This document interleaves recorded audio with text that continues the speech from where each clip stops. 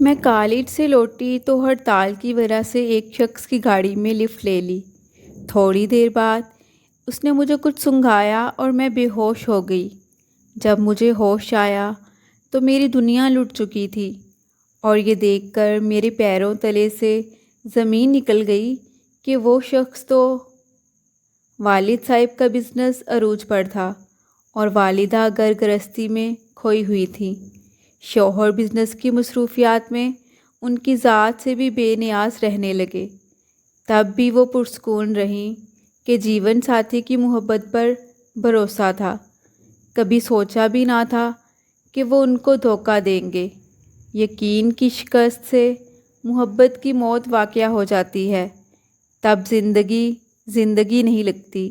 میری ماں بھی جب اس دکھ سے دوچار اپنے پندار کی شکست کو برداشت نہ کر سکیں اور گھر چھوڑ دینے کا فیصلہ کر لیا۔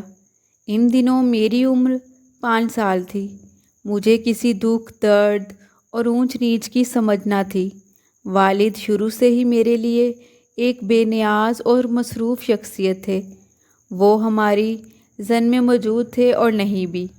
ماں ایک پرسکون ماحول میں جینے کی عادی تھیں۔ ان کی شخصیت میں ٹھہراؤ تھا۔ میرا وجود اور پرسکون گھر ہی ان کی کل کائنات تھے۔ وہ ہلچل اور شور و گل کی عادی ہی نہ تھیں۔ جب پتہ چلا شوہر نے اپنی نومر سیکرٹری سے خفیہ شادی کر لی ہے تو انہوں نے گھر چھوڑنے کا فیصلہ کر لیا۔ وہ گریجویٹ تھیں اور شادی سے قبل ریڈیو پر مختلف پروگراموں کے لیے خاکے وغیرہ لکھا کرتی تھیں۔ ان دنوں ایسی لکھاریوں کو قلیل معاوضہ ملا کرتا تھا۔ شادی کے بعد انہوں نے اس مشغلے کو خیر آباد کہہ دیا تھا اور مکمل توجہ اپنے گھر پر مرکوز کر دی تھی۔ مجھے امی ساتھ لے گئیں۔ اب جانا کہاں تھا اور رہنا کہاں تھا یہ امی نے نہ سوچا۔ سوچا تو بس یہ کہ تعلیم یافتہ ہوں، کچھ نہ کچھ کر لوں گی۔ والد سمجھ رہے تھے کہ بچی کی خاطر کبھی نہ کبھی حالات سے تھک ہار کر آخر یہ ان کی طرف واپس پلٹ آئے گی، لیکن میری ماں بھی جیسے فولاد کی بنی تھی، ہمت نہ ہاری۔ ان کے پاس کافی زیور تھا، ایک پلاٹ بھی ان کے نام تھا۔ بینک میں اتنا روپیہ موجود تھا کہ 5 سال بآسانی گزارا ہو سکتا تھا۔ سب سے پہلے وہ اپنی ایک پرانی سہیلی کے پاس گئیں جس پر انہیں بہت بھروسہ تھا۔ میں ان آنٹی کو جانتی تھی۔ والدہ نے احوال بتایا تو آنٹی نے سمجھایا کہ تم صرف اپنی ذات کے بارے میں مت سوچو، اپنی بچی کے بارے میں بھی سوچو، جس کو تمہارے علیحدگی کے فیصلے کی وجہ سے باپ کی شفقت اور مضبوط تحفظ سے محروم ہونا پڑے گا۔ تمہیں اندازہ نہیں کہ اس کو آگے چل کر کس قسم کے حالات کا سامنا کرنا پڑ سکتا ہے۔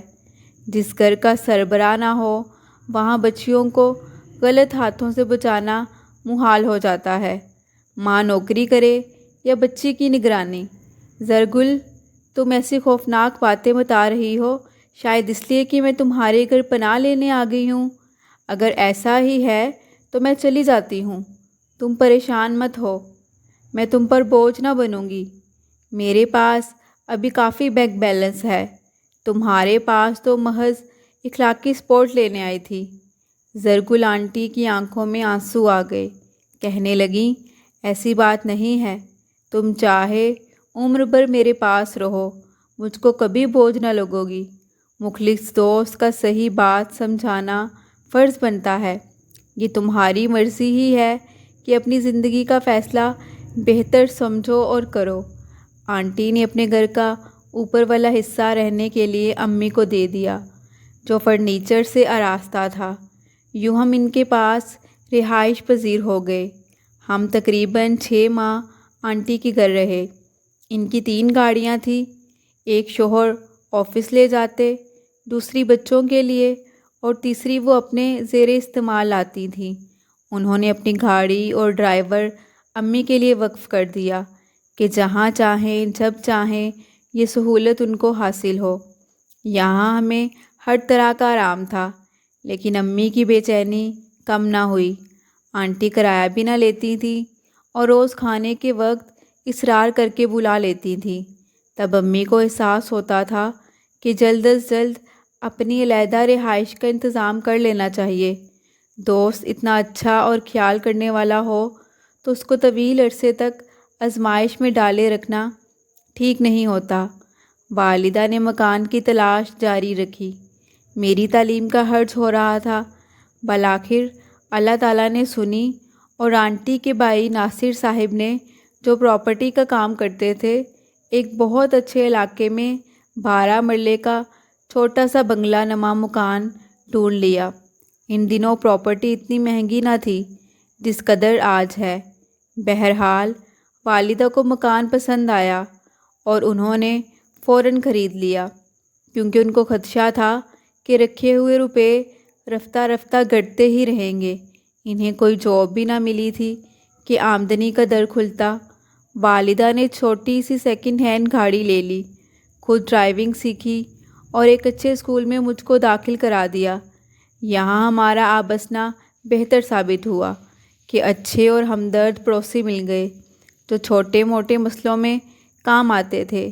امی اور میں یہاں اکیلے رہ سکتے تھے۔ یہ لوگ اپنوں کی طرح خبر گیری کرنے لگے۔ ادھر کی فکر سے آزاد ہو کر امی نے اپنی جاب کی فکر شروع کی، لیکن میں اسکول سے جلد گھر آ جاتی تھی، اس لیے وہ کسی آفس میں مستقل جاب نہ کر سکتی تھی۔ لہٰذا والدہ نے انتظار کیا میرے بڑی کلاس میں جانے کا، اور اسی جمع پونجی سے گھر چلاتی رہیں، یہاں تک کہ میں 8ویں کلاس میں آ گئی۔ وہ ریڈیو اسٹیشن صبح چند گھنٹوں کے لیے جاتی تھی جب میں اسکول میں ہوتی تھی۔ ایسے پروگرام میں شرکت کرتی کہ جو صبح کے وقت کے ہوتے۔ ایک ریڈیو پروڈیوسر نے مشورہ دیا کہ آپ ٹی وی چینل میں قسمت آزمائی کریں۔ وہ وہاں جانے لگیں۔ اسکرپٹ ایڈیٹنگ کا تھوڑا سا کام مل جاتا، تاہم معاون کے طور پر باقاعدہ جاب نہ ملی، اور نہ امی میری وجہ سے کر سکتی تھی۔ اسی طرح وقت کٹتا رہا۔ اب بہت کم سرمایہ رہ گیا تھا۔ بہت کفایت شعاری سے وقت گزارا۔ میری فیس، اسکول کا خرچہ، سبھی اخراجات لازمی تھے۔ جب سرمایہ صفر ہوا تو والدہ نے گاڑی فروخت کر دی۔ وہ رکشوں اور بس پر اسکول آنے جانے لگیں۔ شروع دنوں میں پاپا نے 2-4 بار رابطہ کی کوشش کی، لیکن امی نے ان سے صلح نہ کی۔ وہ مایوس ہو کر ایک طرف کے ہو گئے۔ ان کی دوسری بیوی سے بچے ہو گئے تب وہ ادھر ہی مگن ہو گئے، مگر ہم سے کوئی واسطہ نہ رکھا۔ اب ہمارے مالی حالات کافی دگرگوں ہو گئے تھے۔ اب روز و شب دال روٹی کی فکر کے ساتھ میری پڑھائی کے خرچے بڑھنے لگے۔ نوبت زیورات فروخت کرنے تک آ گئی۔ والدہ کو کوئی معقول ملازمت نہ مل سکی تو انہوں نے شیف کا کورس کر لیا اور کھانے کی چیزیں گھر پر تیار کر کے سپلائی کرنے لگیں۔ اس روز سیکنڈ ایئر کا آخری پیپر تھا۔ پیپر ختم ہوا، مجھے یاد نہ رہا کہ آج بسوں کی ہڑتال ہے۔ سوچا اب کوئی رکشہ پکڑتی ہوں۔ آگے چلی، کسی رکشے کا نام و نشان نہ تھا۔ سوچوں میں چلتی جا رہی تھی کہ ایک بڑی سی شاندار کار قریب میں چلتے پا کر ٹھہر گئی۔ 4-5 قدم آ چلی تو کار کی ونڈو سے ایک 40 سالہ شخص نے سر نکال کر کہا، میری گاڑی میں بیٹھ جائیے، جہاں کہیں گی پہنچا دوں گا۔ دھوپ کافی تیز ہے، حدت سے پیدل چلنا دشوار ہوگا۔ میں نے نظر بھر کر دیکھا۔ یہ کوئی بھانکا نوجوان یا کوئی طالب علم نہ تھا، بلکہ کوئی بزنس مین، بال بچے دار مگر امیر آدمی لگ رہا تھا۔ لباس اور وضع سے شریفوں میں سے معلوم ہوتا تھا۔ گاڑی بھی چمکتی ہوئی، بڑی سی شاندار اور خود بھی متاثر کرنے والی شخصیت تھا۔ ڈرائیونگ سیٹ پر اس کا ڈرائیور بیٹھا تھا، جس نے اجلی وردی پہن رکھی تھی۔ سوچا یہ عمر رسیدہ شریف آدمی ہے اور اس دھوپ میں سواری کیسے ملے گی۔ تیزی سے میں نے فٹ پاتھ سے سڑک پر قدم رکھے اور گاڑی کے پاس آ گئی۔ سوچا آج رکشہ ملنے کی کوئی امید نہیں۔ رکشے والے بھی شاید سن اسٹروک سے بچنے کے لیے اپنے رکشے درختوں تلے کھڑے کر کے سو رہے ہوں۔ ڈرائیور نے پچھلی نشست کی طرف اشارہ کیا اور اتر کر دروازہ کھولا۔ میں بغیر ایک لفظ ادا کیے گاڑی میں بیٹھ گئی۔ پوری سیٹ پر میں ہی موجود تھی، دوسرا کوئی نہ تھا، جبکہ وہ دونوں آگے بیٹھے ہوئے تھے۔ بی بی جی، آپ طالبہ لگتی ہو، کہاں جانا ہے؟ جی، میرا آج سیکنڈ ایئر کا آخری پیپر تھا، مجھے عالم روڈ جانا ہے۔ میں بھی ادھر جا رہا ہوں، وہاں میرے دوست کا دفتر ہے۔ گاڑی میں خاموشی طاری ہو گئی۔ مجھے گویا باتوں میں لگا کر موصوف نے گاڑی کو کسی اور راستے پر ڈالنے کا ڈرائیور کو خفیہ اشارہ کر دیا تھا، جو میں نوٹ نہ کر سکی۔ کچھ دیر اپنی سوچوں میں گم رہی۔ اچانک سوچوں کے بھنور سے نکلی، سڑک پر نگاہ کی، حیران ہوئی کہ کار تیزی سے کسی دوسرے راستے پر برق رفتاری سے دوڑ رہی تھی۔ مجھے اندازہ ہوا کہ ہم شہر سے کافی دور نکل آئے ہیں۔ جب دیکھا کہ یہ کار تو بس چلتی ہی جا رہی ہے، اپنی غلطی کا احساس ہوا۔ بالآخر جرأت کر کے چینک پڑی، آپ گاڑی کو یہیں روک دیجئے، مجھے اسی جگہ اتار دیجئے، میں رکشہ لے لوں گی۔ بی بی، یہاں آپ کو کوئی رکشہ، کوئی سواری نہیں ملے گی۔ ملے گی یا نہیں ملے گی، یہ میرا مسئلہ ہے، بس آپ روکیے گاڑی۔ ڈرائیور نے سڑک کے بیچ گاڑی روک لی۔ مالک اترا اور پچھلی نشست کی طرف آ کر دروازہ کھولا۔ میں سمجھی مجھے اتارنے کو دروازہ کھولا ہے، لیکن اس سے قبل کہ میں اترتی وہ خود میرے برابر بیٹھ گیا اور ڈرائیور نے چشمے زدن میں گاڑی چلا دی۔ اب کار اور تیز فراٹے بڑھتی جا رہی تھی اور اس شخص نے اپنے بازوؤں سے مجھے قابو کر لیا تھا۔ اف، کیا بتاؤں کیا میرے دل کی حالت تھی۔ گاڑی سے اترنا چاہتی تھی، لیکن اس نے دروازے لاک کر دیے تھے۔ اس نے میری ایک نہ چلنے دی۔ میں حواس باختہ ہو چکی تھی۔ ڈرائیور نے ہاتھ پیچھے کر کے کوئی شے دی جو اس نے میری ناک میں سنگھائی۔ میں خوف سے یا پھر اس دوا سے بے ہوش ہونے لگی۔ اس نے کس کر میرے منہ پر کپڑا باندھ دیا۔ گرمی اور حبس سے دم گھٹنے لگا۔ ہاتھ پیروں اور جسم میں جان نہ رہی۔ میں گرنے لگی۔ اس نے مجھے جہاں سیٹ سے نیچے پاؤں رکھتے ہیں تنگ سی جگہ پر ہاتھوں سے دھکیل کر گرا دیا اور مجھ پر اپنے پاؤں رکھ دیے۔ میں بے ہوش ہو گئی۔ ہوش آیا تو کسی دور افتادہ جگہ بنے ایک بنگلے کے کمرے میں خود کو قید پایا۔ وہاں کوئی نہ تھا، بس ایک کھڑکی تھی سلاخوں والی، جس کے پٹ بڑے ہوئے تھے۔ میرا دم گھٹ رہا تھا۔ میز پر جگ رکھا تھا اور اس میں پانی تھا اور ساتھ گلاس دھرا تھا۔ پانی میں نے گلاس میں ڈالا اور گٹا گٹ پی لیا۔ ذرا ہوش بحال ہوئے تو دروازہ کھٹکھٹایا۔ ذرا دیر بعد قدموں کی چاپ سنائی دی، پھر ایک مردانہ آواز آئی، کیا بات ہے، بھوک لگی ہے تو کھڑکی کھولو، میں ادھر سے کھانا دے دیتا ہوں۔ یہ ایک پٹھان کی آواز تھی۔ میں نے کہا، تم کون ہو؟ دروازہ کھولو۔ جواب ملا، ہم ادھر کا چوکیدار ہے، کمرے کے باہر تالا لگا ہے، ہمارے پاس چابی نہیں ہے، ہم دروازہ نہیں کھول سکتا، برآمدے میں آ کر کھڑکی سے تم سے بات کر سکتا ہے۔ اس نے پٹ کھولے۔ کھڑکی میں عمودی موٹی موٹی سلاخیں قریب قریب فاصلے پر لگی تھیں۔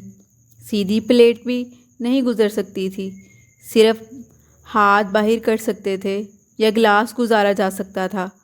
وہ گھوم کر کھڑکی کے پاس آ گیا۔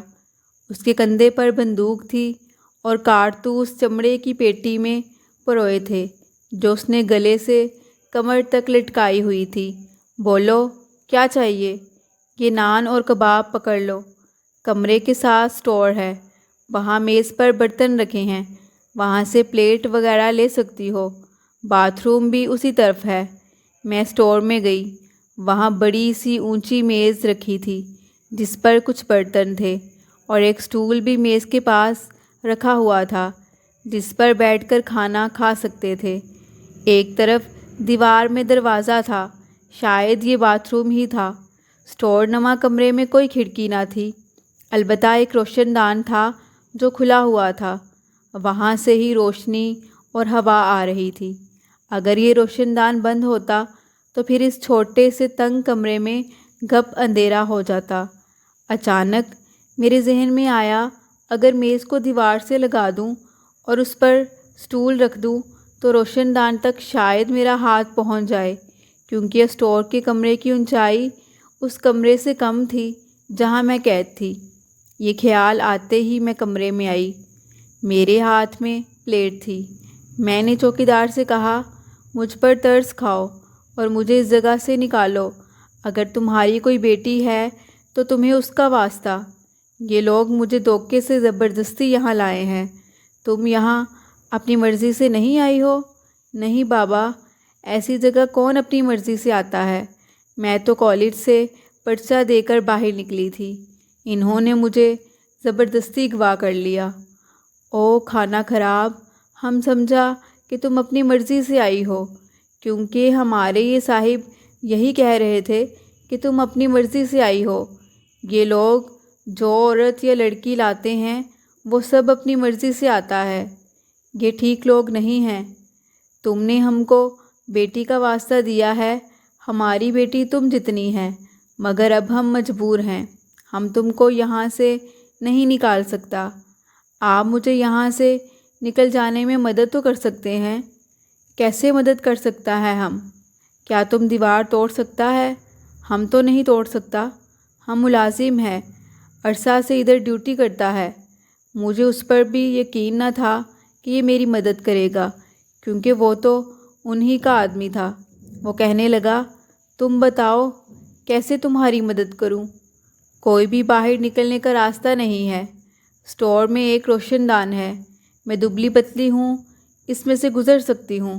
وہ کہنے لگا، ہماری شامت لانے کا ارادہ ہے تمہارا، لیکن ہم کو پرواہ نہیں۔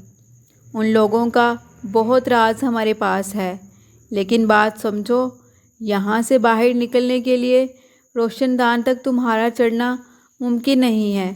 روشن دان پر چڑھ جاؤ گی تو ہم ادھر سے بانس کی سیڑھی لگا کر تم کو اتار لے گا اور پھر تم بھاگ جانا۔ ہم سیٹھ کو بول دے گا کہ تم خود بھاگ گیا ہے۔ رات کو 8 سے 9 بجے تک ہم کو گھر جا کر کھانا لانے کی اجازت ہے۔ ہم تمہارے لیے بھی کھانا اپنے گھر سے لائے گا۔ تم کل صبح سے پہلے اگر نکل سکتی ہو تو نکل جاؤ۔ وہ صبح 10 بجے ادھر واپس آ جائے گا۔ ہم کو نہیں معلوم تم کو ادھر لانے کا اس کا کیا مقصد ہے۔ ہمارے گھر کے ساتھ ہمارے دوست کا گھر بھی ہے، ہم اس سے ٹیکسی لا سکتا ہے، وہ ٹیکسی چلاتا ہے۔ میں نے کھانا میز پر دھرا اور میز کو دیوار کی طرف دھکیلنا شروع کر دیا۔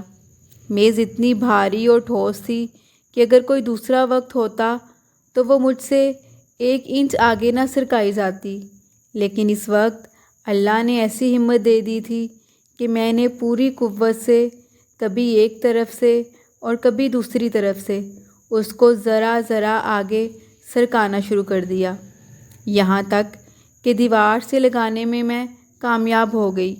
ذرا دیر کو دم لیا۔ اسی اسٹور میں مجھے ایک تصویر ملی جو اسی شخص کی تھی جو مجھے اغوا کر کے لایا تھا۔ میرے پیروں سے زمین تو اس وقت نکلی جب میں نے اس شخص کی تصویر اپنی ایک دوست کے چچا کے ساتھ دیکھی۔ ہیرا کے چچا کو آخر مجھ سے کیا دشمنی ہو سکتی تھی؟ یقیناً وہ اس گینگ کا حصہ تھا، لیکن اس کی میرے ساتھ تو کوئی دشمنی نہ تھی۔ اب پیاس محسوس ہوئی، پانی پیا، نان کا ٹکڑا توڑ کر منہ میں رکھا، یوں آدھا نان پیٹ میں اتار لیا۔ تھوڑی سی طاقت آئی، سٹول کو گھسیٹنے اور اس کو میز پر رکھنے میں کامیاب ہو گئی اور اس پر چڑھ گئی۔ دیوار کا سہارا لے کر دونوں ہاتھوں سے روشن دان کی چوکھٹ پکڑ لی، پوری طاقت لگا کر روشن دان پر چڑھی۔ وہ کافی کشادہ تھا۔ میں نے دیکھا سامنے بڑی بڑی مونچھوں والا باروب شخص روشن دان پر نظریں جمائے تھا۔ وہ میز کے گھسیٹنے کی آواز سنتا رہا تھا۔ مجھے دیکھ کر وہ دیوار کے قریب آ گیا، بولا، میں سیڑھی لا رہا ہوں، اب ادھر ہی رہنا، اگر کوئی آتا نظر آئے تو اتر جانا۔ سپہر کا وقت تھا۔ وہ 15 منٹ میں سیڑھی لے آیا اور دیوار سے اس طرح لگا دی کہ میں روشن دان سے گزر کر سیڑھی کو پکڑ سکتی تھی۔ کچھ مشکل تو ہوئی، میرے پہلو روشن دان سے باہر نکلتے وقت چھل گئے، لیکن میں نے ہمت نہ ہاری۔ جب روشن دان سے نکلی تو خان نے مجھے سہارا دیا اور میں باہر آ گئی۔ سیڑھی اتار کر اس نے مجھے ایک گڑیا کی طرح زمین پر رکھ دیا۔ کہا کہ گھر چادر بھی لیتا آیا ہوں، یہ اوڑھ لو، میں سڑک پار کرا دیتا ہوں، ادھر میرا دوست ٹیکسی لیے موجود ہے، تم اس میں بیٹھ جانا اور گھر کا پتہ بتا دینا، وہ تمہیں تمہارے گھر پہنچا دے گا۔ ٹیکسی کا نام سن کر خوف کی ایک لہر پھر سے میرے وجود میں دوڑ گئی کہ کہیں مجھے اب کسی اور جگہ نہ لے جایا جائے۔ میں نے کہا، خان تم دھوکہ تو نہ کرو گے؟ میں ڈری ہوئی تھی۔ ڈرو نہیں، یہ خان کا وعدہ ہے، تم ہمارا بیٹی ہے، وہ آدمی ہمارا دوست ہے، مگر سمجھو ہمارا بھائی ہے، تم نے دھوکہ کھایا ہے تو اب ڈرنا تو لازم ہے۔ اچھا چلو اب جلدی کرو، اب دیکھو وہ سیٹھ لوگ آ کر ہم سے کیسی باز پرس کرتا ہے، مگر پرواہ نہیں ہے، جب تم گھر پہنچ جاؤ تو ہم کو اس نمبر پر اطلاع کرنا، چلو جلدی کرو اب۔ وہ آگے آگے اور میں اس کے پیچھے پیچھے چادر میں لپٹی چل رہی تھی۔ وہاں آدم نہ آدم زاد تھا، خدا جانے کون سی جگہ تھی۔ خان سڑک کے اس طرف ہی ٹھہر گیا۔ میں نے سڑک پار کی۔ ٹیکسی میں ایک شخص سیٹ پر بیٹھا تھا۔ اس نے کہا، بیٹی جلدی کرو، ٹیکسی کا دروازہ کھلا ہوا تھا۔ مجھے اس نے پچھلی نشست پر بیٹھنے کا اشارہ کیا۔ میں نے منہ چھپا رکھا تھا۔ کچھ آگے جا کر اس نے پوچھا، کدھر جانا ہے؟ میں نے روڈ کا نام بتا دیا۔ بولا، تم بہت دور آ چکا ہے، ہم کو وہاں تک پہنچنے میں بھی 1.5-2 گھنٹہ لگ جائے گا، تم نیچے ہو کر بیٹھو، چاہتا ہوں تم کو کوئی نہ دیکھے۔ خدا کا شکر کہ کسی نے نہ روکا، یہاں تک کہ ہم شہر تک پہنچ گئے۔ میں چادر میں اچھی طرح خود کو لپیٹے بیٹھی تھی۔ وہ روڈ آ گیا جہاں سے میرا گھر نزدیک تھا۔ میں راستہ بتاتی جاتی تھی، وہ ٹیکسی کو ادھر موڑتا، یہاں تک کہ میں اپنے گھر کے دروازے پر پہنچ گئی۔ یہاں روک لو انکل، میں نے کہا، یہی میرا گھر ہے۔ اس نے پوچھا، اندر کون ہے؟ امی ہیں، تم ابھی اترنا نہیں، یہ کہہ کر وہ خود اتر گیا اور در پر دستک دی۔ امی نے دروازہ کھولا، وہ بے حد پریشان حال دکھائی دے رہی تھی۔ باجی، آپ کا بیٹی ہم لے آیا ہے، وہ گاڑی میں بیٹھا ہے۔ امی دوڑ کر آئیں۔ میں نے ان کو دیکھا تو چہرے سے چادر ہٹائی۔ کہاں تھی تم؟